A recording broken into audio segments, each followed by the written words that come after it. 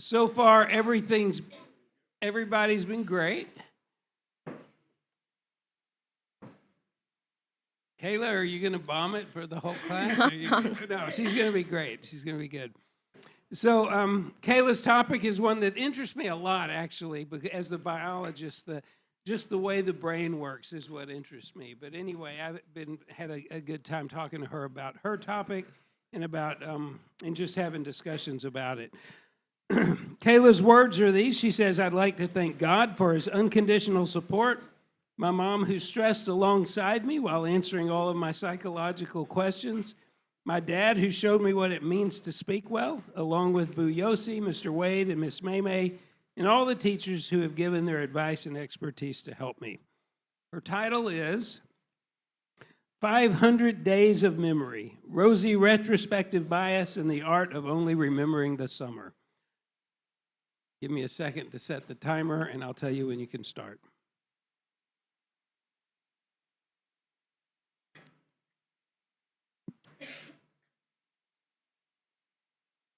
All right, you can start when ready. The screech of tires cuts through the air just seconds before the two cars collide. Your body jerks forward violently as metal crashes against metal. Panic surges through you, and your hands shake uncontrollably. All around you, people are yelling, but your mind is clouded by overwhelming fear as it struggles to process. What just happened? Now imagine carrying that memory with you for the rest of your life without the brain ever softening its edges. Raw pain preserved in perfect detail, reliving every sound, every dread, and every second of terror with complete emotional intensity. Nobody would want a mind that remembers suffering with such precision. But the truth is, this is the reality of what a perfectly accurate memory would look like. A memory untouched by time, healing, or emotional reconstruction. Contrary to popular belief, we are lucky that our brains are such unreliable narrators. Memory biases are oftentimes dismissed as these psychological flaws in our system or delusional failures to see the truth. Yet, in reality, the human mind is not designed merely to record.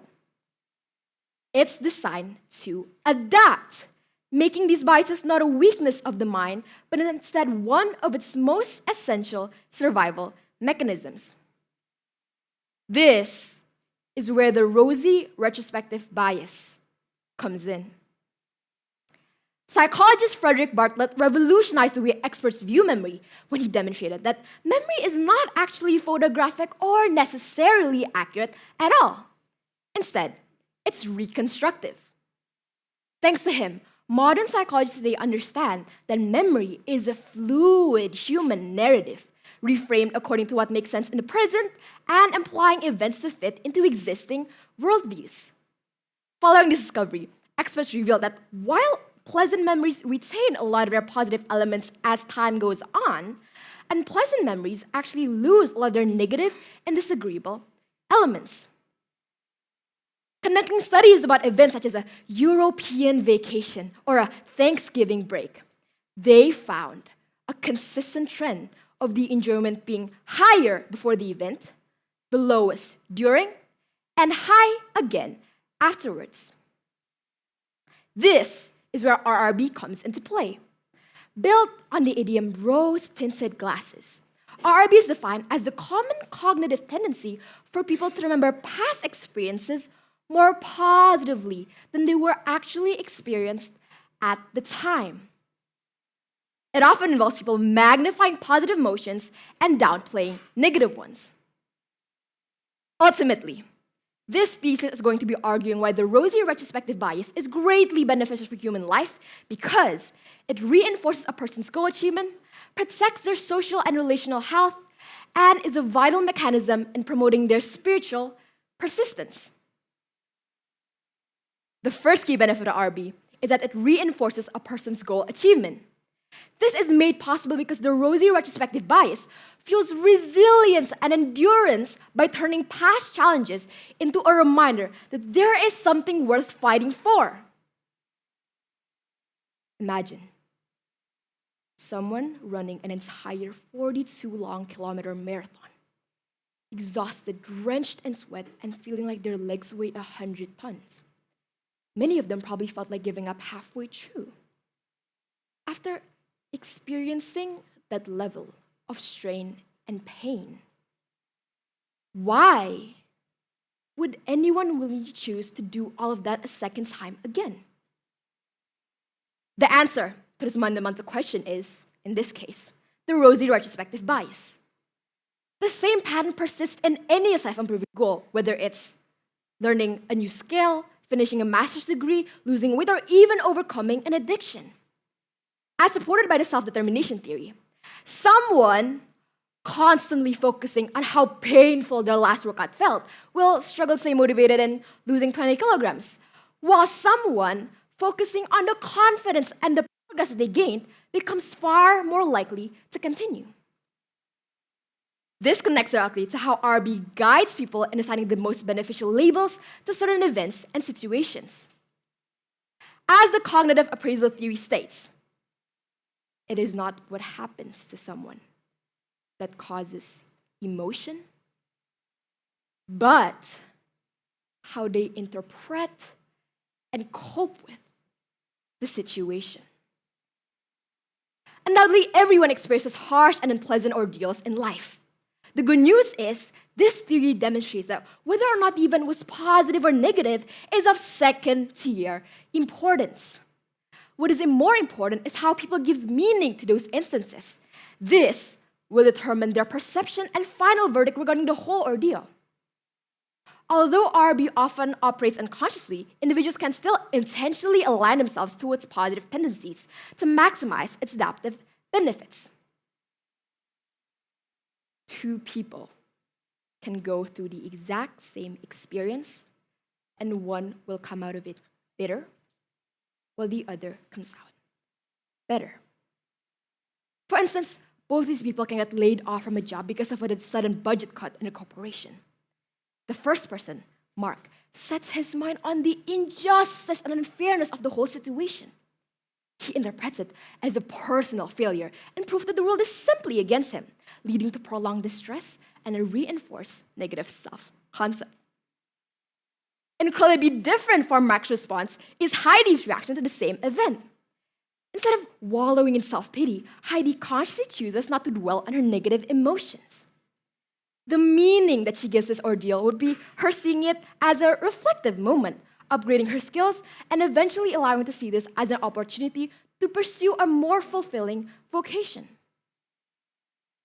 This type of interpretation closely reflects the function of RRB itself, making phenomena like post-traumatic growth possible, where struggle with highly challenging life crisis results in positive transformation instead of deterioration.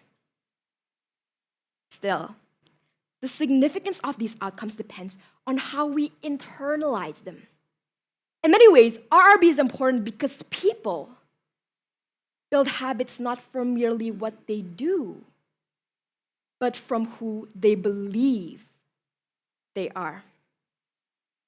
Supported by the self-efficacy theory, by helping people remember challenges as more manageable and successful, RB helps reinforces the positive self-trust and confidence that is strongly associated with high performance.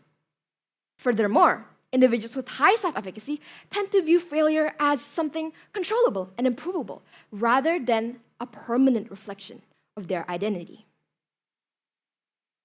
RRB is ultimately not only the lens through which someone views and judges the world, but it also becomes the lens through which we judge ourselves. The second key benefit of RB is that it acts as a psychological glue, protecting people's social and relational health. This bias is a mental filter that smoothens up the events of the past in order to create a sustaining cycle of kindness and compassion, the two traits that the human race so desperately needs in the world today.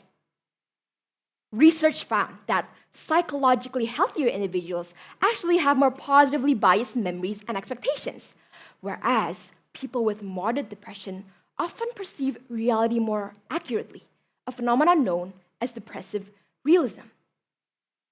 In what is called prosocial reinforcement, positive memories encourage individuals to approach new relationships with greater optimism and trust, often resulting in warmth and cooperation in return. Indeed, Harvard's longest running study on human happiness found that relationship quality is consistently the strongest predictor of long-term fulfillment and health. This is precisely where RRB becomes significant, serving as the active maintenance for relationships and enabling their longevity. The interesting thing is, because human relationships are so imperfect, forgiveness is essential. And RRB helps people reduce lingering resentment and emotional strain, fundamentally supporting stronger and longer-lasting relationships. Beyond this, the Rosy retrospective bias turns a collection of individuals into a unified community driven by altruistic motivations. RRB strengthens collective identity by reframing shared memories into sources of pride, belonging, and collective nostalgia, strengthening harmony and willingness to sacrifice for the community by giving time, money, and effort to help fellow group members. The third key benefit of RRB is that it's a vital mechanism in promoting a person's spiritual persistence. To begin with, this bias is a catalyst in creating deep and profound gratitude. Gratefulness is not just about how objectively positive a certain memory is, but about the perception of value that that memory holds. A good example of this is the story of Joseph and his brothers as told in the Bible. During just the first half of his life, Joseph was sold into slavery and betrayed by his own blood, and rightfully accused of sexually assaulting a woman in a foreign land where he was just a servant, and thrown into jail for years before he was released. Without the rosy or redemptive lens that Joseph carries, what he had to endure was more than enough to make anyone succumb to bitterness and resentment. However, at the end of the story, Joseph tells the brothers who had stabbed him in his back, "As for you, you meant evil against me, but God meant it for good." This very point leads directly to the fact that the Rosy retrospective bias reinforces and deepens existing divine intimacy. When a believer experiences the contradiction of God being good, but their personal life being currently bad, RRB strengthens their sense of divine trust by helping them reinterpret suffering as God's preparation rather than God's abandonment. As Psalm 77 says, "I will remember the deeds of the Lord. Yes, I will remember your miracles of long ago." Even while feeling abandoned and troubled earlier in this passage, Asaph, the author, intentionally focuses on God's past goodness, demonstrating how remembering positive experiences can help restore faith, hope, and connection to our Creator. RB also gives individuals with a meaning and a purpose in this uncertain, volatile life. As a narrative identity theory states, what makes a good life narrative is coherence, meaning, and redemption sequences. With a narrative, life is a robust story filled with direction and intent, instead of simply being a string of random events put together by chance and coincidence. The reality is, with a strong enough purpose in mind, individuals are able to overcome challenges that would otherwise seem unbearable. Mother endures all the pain and hardships of childbirth for the sake of a child. A father carries his son with cerebral palsy through an entire Ironman, simply because it was his son's dream. Yet, despite these facts, some may still question whether the benefits truly outweigh the costs. One of the main arguments opposing RRB is that this bias distorts reality, making it emotionally comforting because of its sugar-coated lies, but dangerous because of its damage to collective rationality. While I admit it is true that having RB means not having a 100% accurate memory recollection. This does not make it harmful. RB does not completely erase mistakes, but reduces their emotional weight while preserving its core lessons, allowing us to engage with the past more constructively, not being paralyzed by regret. Furthermore, distortion is not always a bad thing, owing to the fact that humans have a limited threshold for psychological pain. Psychiatrist and Holocaust survivor Viktor Frankl observed that those who survived the Nazi camps were not necessarily the most realistic or rational people, but those who could reframe their suffering into future-oriented purpose.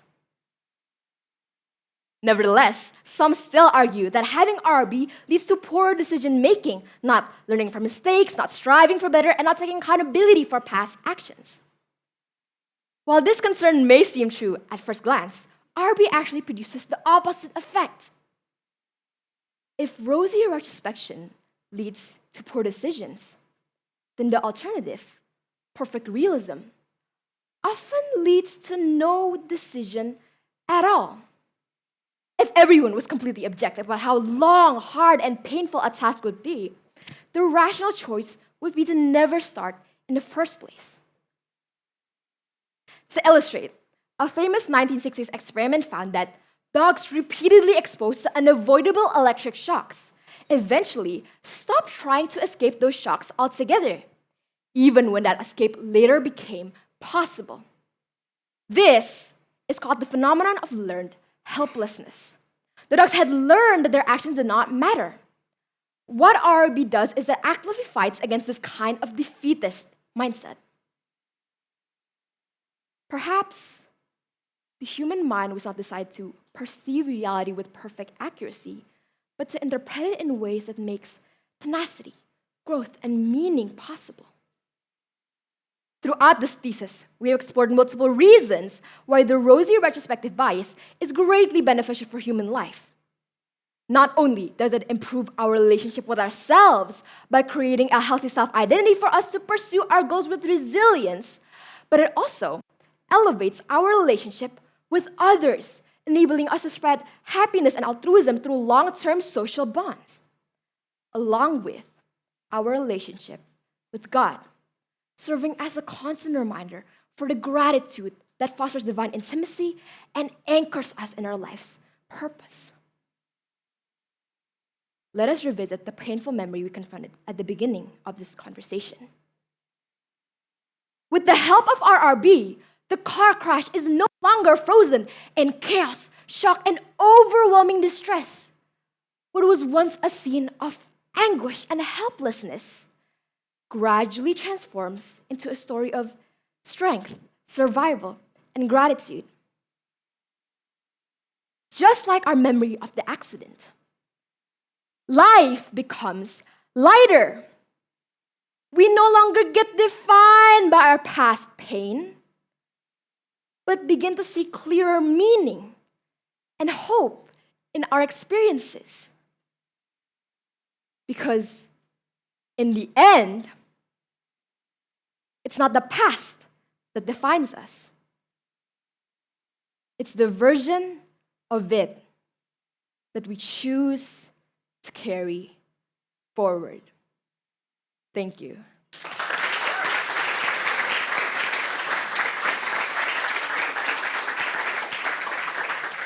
Thank you. Good job, Kayla.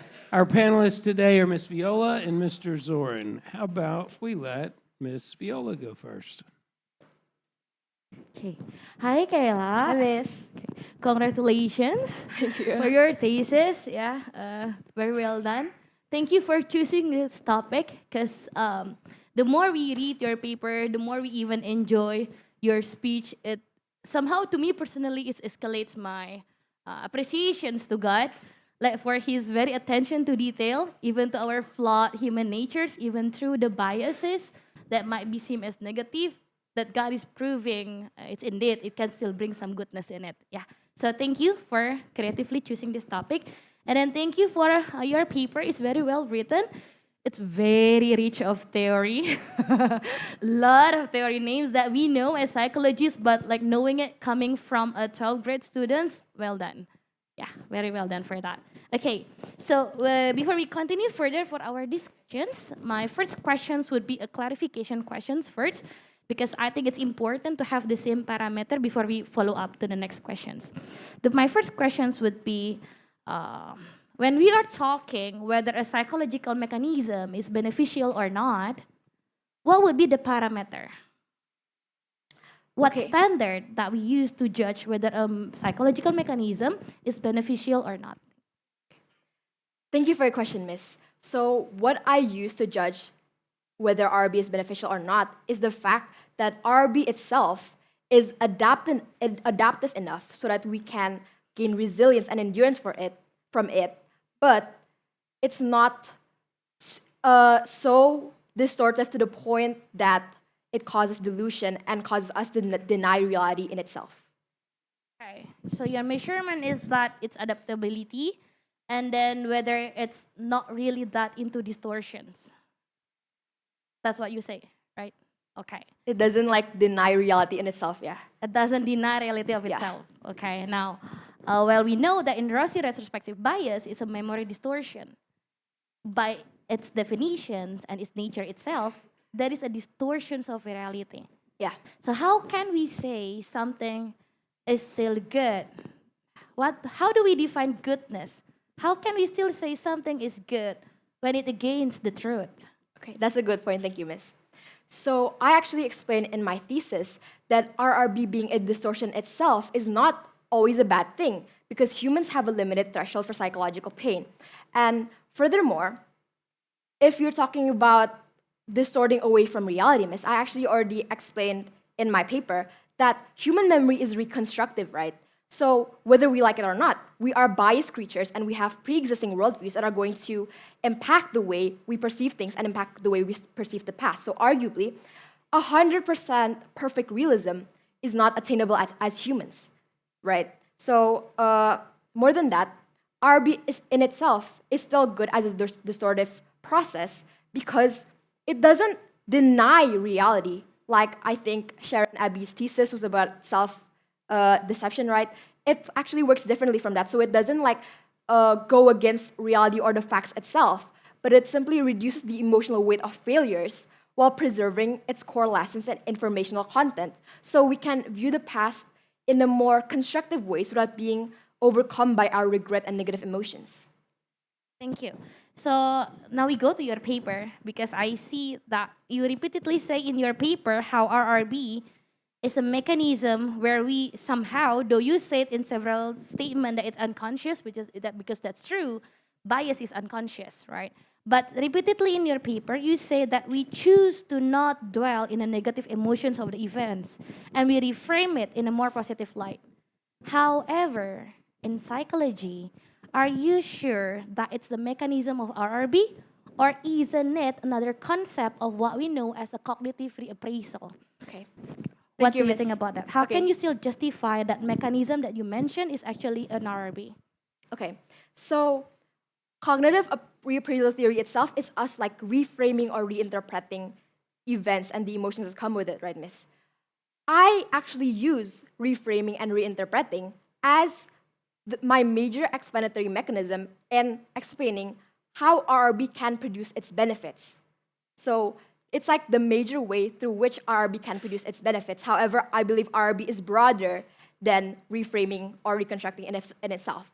And on top of that, since RRB is an unconscious bias that I believe God has given to us, we know that if something is in the unconscious or subconscious, we can't do anything about it, right? Which is why my call to action as students, as humans, everyone, is to bring that unconscious to a conscious level so we can maximize its adaptive benefits. So from this, we can actually learn the skill of giving positive meanings to even negative experiences. I noticed that in your call to actions because that's interesting. How could we make something unconscious to become deliberate now, right? Yeah, but that's interesting view of yours. However, you should be careful because RRB as a memory distortion bias is actually a distinct concept with a cognitive appraisal that might involve some attention control in it, meaning making in it, and also some benefit finding, which doesn't necessarily have to involve RRB in the mechanism of it. Thank you, Miss. Okay, my next questions would be, in your paper, you are saying that, that's interesting research that I found in your paper. The people who's healthy psychologically is actually activating three illusions, right? So as if that you are saying that psychologically healthy somehow might involve some positive illusions in it. My questions would be, if so, then why are some psychological disorder are said as disorder when the people show some symptoms of distancing from reality? For example, NPD. It's the self-inflated view that distance from the accurate appraisal of themselves. Delusion, schizophrenia. So how come a distance from reality like an RB is a sign of healthy psychological people, while the disorder people are actually also the people who's found out as distance from reality?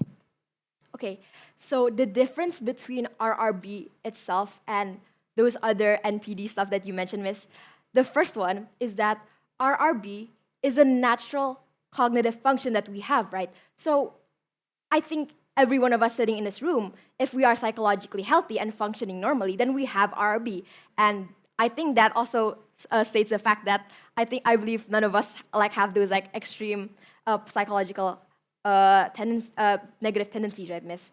So RRB doesn't deny the reality of what's happening. While I think some of those other things that you mentioned, Miss, it actually involves things like denial and maladaptive coping mechanisms, things like that. And also, the second point is that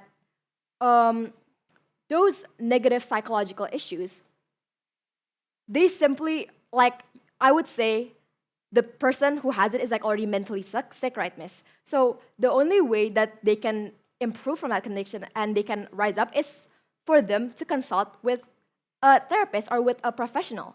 So it's completely different, and RB is a cognitive tendency that we already naturally have, not something we can gain through traumatic experiences or something like that. Okay. So you're saying that those cases are different. That's another case of distancing from reality, Yeah. where RRB is not the case of it. Yeah. Okay. Okay, my next questions would be, in Joseph context, Yeah. the one that you mentioned as the examples of RRB mechanism somehow, well, I believe the opposite of it. Okay. Like in Joseph context, he find meaning in his suffering without changing the truth about the suffering itself, meaning that there is no RRB involved. Because Okay. RRB by its nature is the distortion of memory. Like you recall it in a different way than how it was actually being done, right? So for me, I believe that there is no distortion of the past in Joseph context to help him to gain a positive meaning about that. He didn't deny the evil done to him, the quote that you mentioned. And he accurately recalling that you guys means evil to me, but God bring goodness in it. So doesn't Joseph represents the truthfulness of hope, the genuine forgiveness instead of the mechanism of RRB that you claim? What do you think? Okay, so I believe that I think what you mean is Joseph still has acknowledgement and acceptance of what actually happened, right, Miss? But I think that acknowledgement and acceptance actually doesn't go against RRB.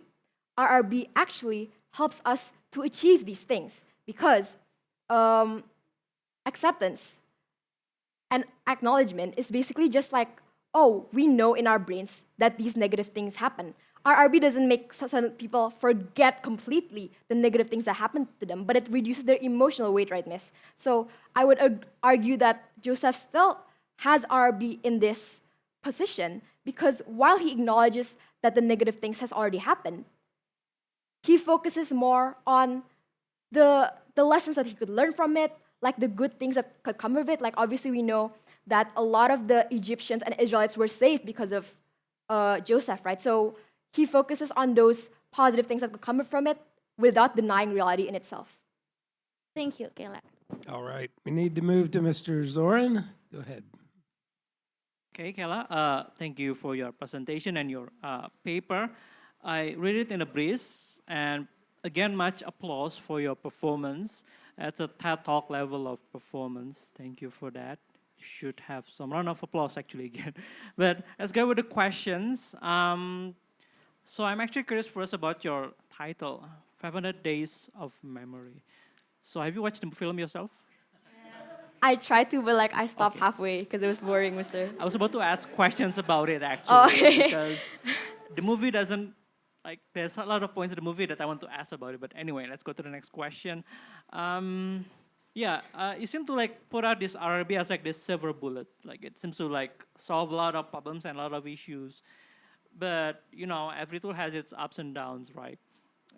What would you how would you say is the disclaimer for this RRB when this should not be used? And what context, on what situation should this RRB be evaded, Okay. according to your context, according to your understanding? Okay.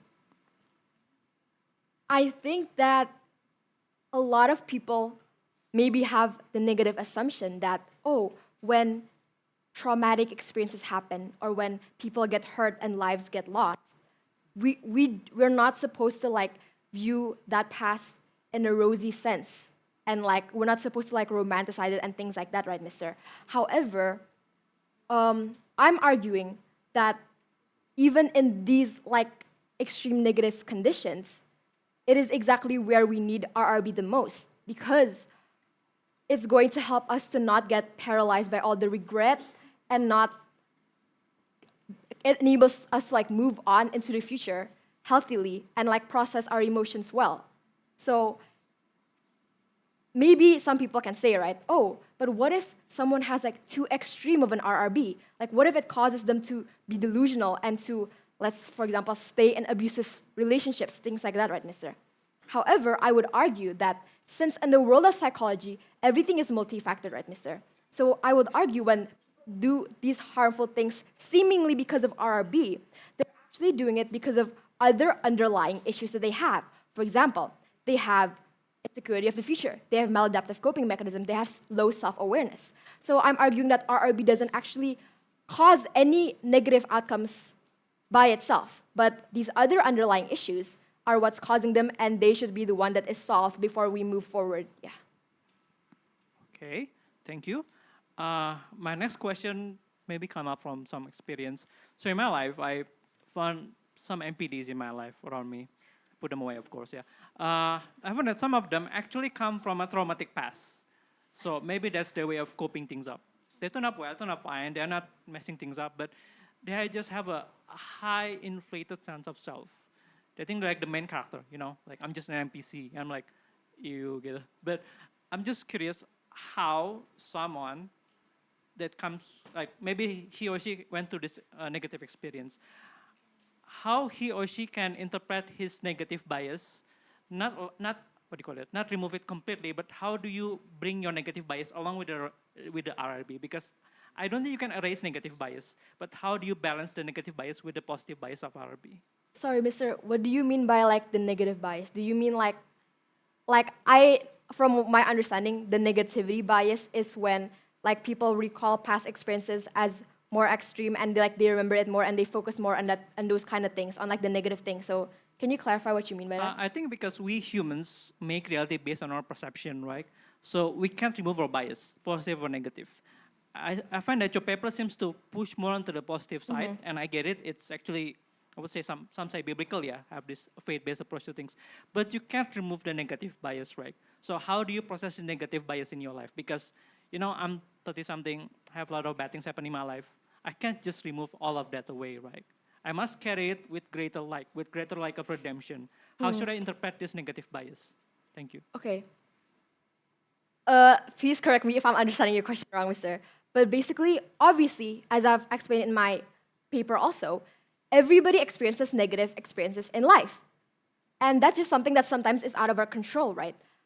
I'm arguing that with RRB, it's exactly what you said before, Mister. We can see it in a redemptive way, right? With RRB, we are able to like stand up from those negative experiences and acknowledge, even if it was a bad thing, we can still reach more people from our experiences in that area. So if you're talking about the negativity bias, Mister, from my understanding of what it is, I actually don't think the negativity bias is a good thing that we should have because, like, for example, people with extreme depression, they are actually the people who have the negativity bias, mister. Oh, I mean realistic. Oh, okay, Like more okay. objective, not negative. I'm sorry about it. Yeah, Okay. maybe different wording. Okay, thank you for your answer. Now my next question had to do with the Bible. Okay, you're putting the case of Joseph. Joseph, such a main character, right? He saved the entire world, entire nation. He had the oldest dreams. God simply blessed him so much. He simply had it all. He had an A1 level blessing, right? But then, there's other parts of the Bible where we see the individuals aren't really enjoying it. They're actually having tough times. Can you maybe point out two different individuals in the Bible that would actually benefit from this RRB in your understanding? Something that's more, I think, more grounded. Joseph is a bit too far, if I Okay. may say. But can you try something that's more, like us? Okay, okay. Thank you. Yeah. So you asked me to give a figure from the Bible? Yes, one or two figures that you know, and maybe we can elaborate deeper about it. Thank you. Okay, the first person that comes to mind is King David, right? So we know obviously he has done a lot of good things, but also a lot of bad things in his lifetime. For example, he like slept with someone's wife and then killed the husband, right? So I think the really important difference between David and Saul, because they both did negative things, right? But Saul was like kind of ended really terribly while David was still like upheld by God, right? So the difference between those two things is that David accepted God's mercy, meaning that he said sorry to God. Obviously, he apologized to God and he realized that what he did is wrong. But also, he took solace in knowing that God's grace is always there for him and he is already redeemed through the salvation. And this actually relates with RB in itself because, as I've explained in my third proof, perceived relationship with God is one of the things that can come with RB. And since I would say David has a really strong perceived relationship with God, he is then able to restore his connection and faith to God from his even negative experiences, and he's able to rise again from it. I would say like something like post-traumatic growth or something like that, compared to Saul, who after his like downfall or after sinning against God, he did not try to fix the relationship with God through divine intimacy and things like that, but he like spiraled down and eventually killed himself. So. Okay, thank you. You demonstrated your capacity about Bible. I'm just surprised because there's no David in the paper. I'm actually looking forward to it, but I'm grateful that you put that hole, you fill that hole. So I think my time is done. Mr. Wade, thank you. Appreciate that. Very excellent performance. All right. I have maybe just one more question, maybe. So the brain is amazing, right? It is. And there's a lot of ways that the brain sort of tempers the things that are distracting or mess us up. But I'm wondering, and I'm gonna say, can you really take something like survivors from the Holocaust and put such a weight on RRB as saying that is the reason they survived or something like that? Isn't that an overstatement? Okay, thank you for the question, mister. So I would say that in the case of something as extreme as the Holocaust, it is considered like a traumatic experience, right, mister? And the interesting thing is, in the case of trauma, the brain actually behaves differently from how they usually do because RRB is a natural brain function, right? So it operates the best when its brain is working normally. But in cases of trauma, the brain is flooded with so much extreme negative emotions that they begin to process emotions differently, and its RRB actually shuts down, or it becomes like dormant. So I would argue that this even is more important, like shows us that RRB is more important because people with like depression and trauma, they actually don't have well-functioning RRBs. Now, for the case of like the Holocaust people, let's say in the middle of it, they're experiencing this trauma and like their RRB is getting shut down, right, mister? But however, if they manage to survive, if they manage to like not get killed by the Nazi soldiers from that point, then slowly but surely, the brain's natural function would begin to be working well again, right? And their RB would start to turn on again, right, mister? And that point is where RRB helps in helping these people grow and be able to like stand up from such a negative experience as the Holocaust. Okay, time's up. Good job.